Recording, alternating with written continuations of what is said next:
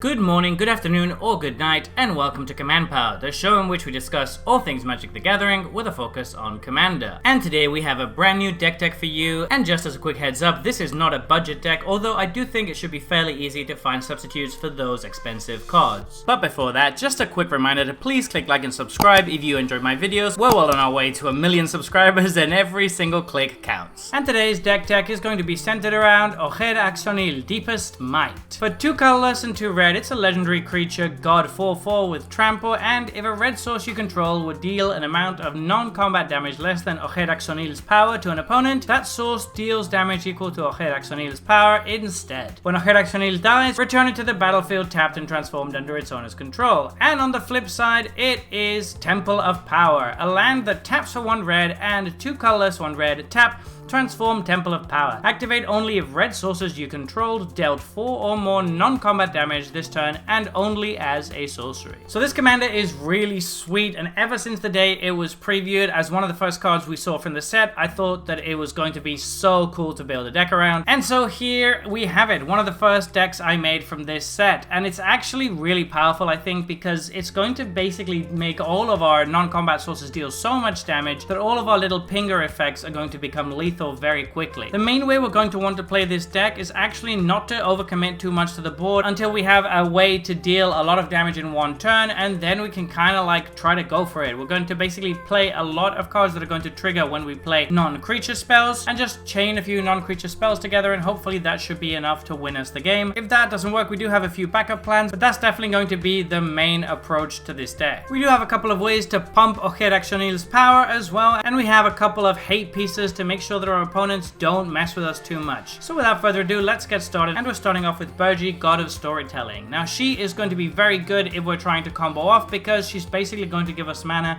to keep chaining 1 spell after another. That can be very strong, and it can also be generally good as basically a way to discount every spell we cast by 1 as long as we're chaining into something else. That's kind of like mana ramp, so just a very solid card. Cemetery Gatekeeper is one of those hate pieces we're talking about. If we exile a creature early on or something to mess with our opponents, then they're going to be punished by our commander every time they play a card of the chosen type. Chandra's Incinerator is very solid. Since we're going to be dealing so much non-combat damage to our opponents, this is going to help us maintain board control by destroying the creatures as well. Chandra, Fire of Kaladesh, is a card that I've always loved, and I'm so excited to finally have found a deck for it.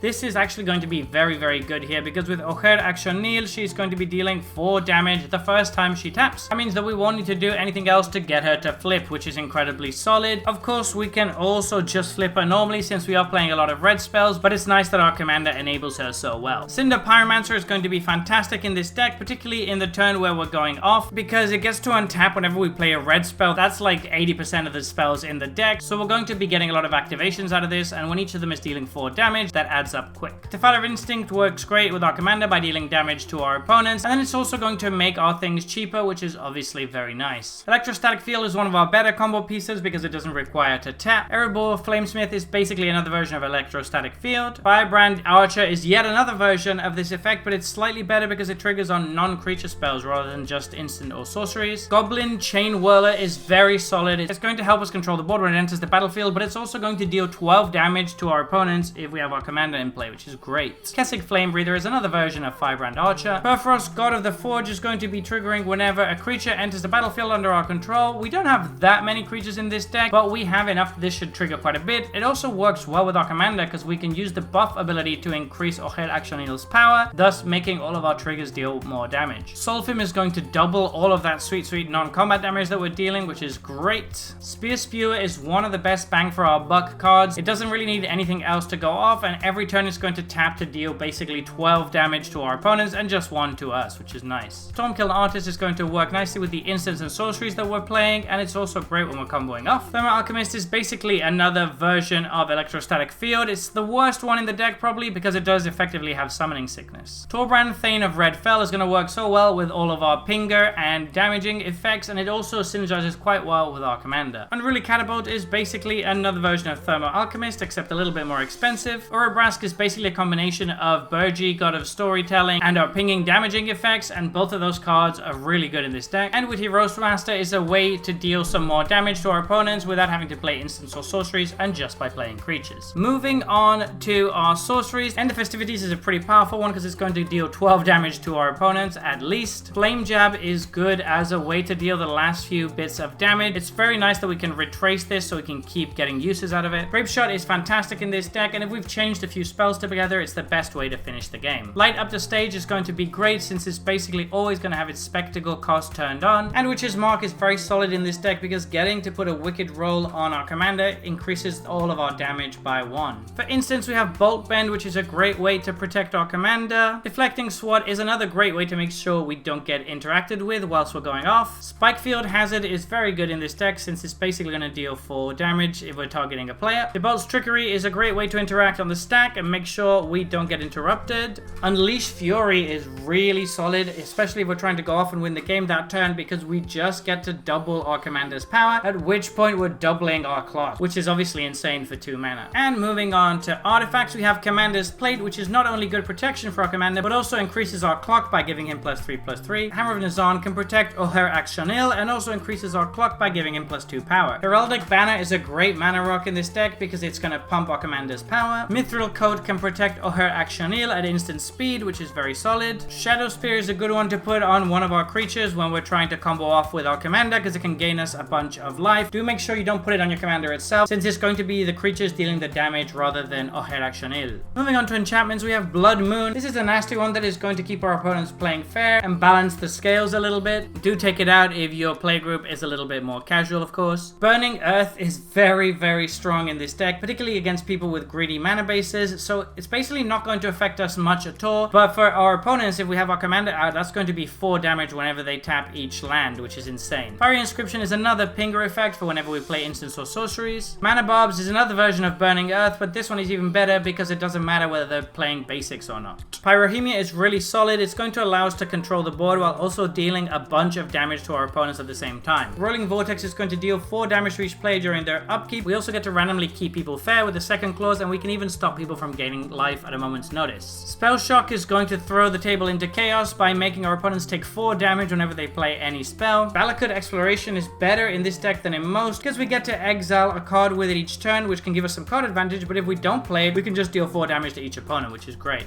And Virtue of Courage is incredibly powerful. Early game, it can be a nice little bit of removal, but then in the mid to late game, and especially when we're comboing off, this can just help us find the cards that we need to win. For lands, we have Castle Embereth that works very well by pumping our commander. Desert of the Fervent is part of a deserts package that we're running. This one is nice because we can cycle it. Mikokoro is going to help us not run out of cards that easily. Nykthos can provide a lot of mana in this deck. We still do have quite a few red permanents. Ramunap Ruins is really solid because we get to sacrifice deserts to deal 4 damage to each opponent, which can help us get some nice reach. Scavenger Grounds is going to work well with the few deserts we're playing in order to give us some graveyard hate. Shivan Gorge is fantastic in this deck because we get to tap it and deal 4 damage to each opponent. Sunscorched Desert comes in and it deals 4 damage to target player. Pyrite Sanctum works very nicely because our commander already happens to be a god, which means it should be fairly easy to make him indestructible, and War Room is there to draw some extra cards. For Planeswalkers, we have Chandra, Torch of Defiance, which is very good in this deck because it can either provide us some card advantage or deal 4 damage to each of our opponents, and the other abilities are all very good as well. So there you have it. That has been our Ojer Axonil Deepest Might deck tech. What do you think about this one?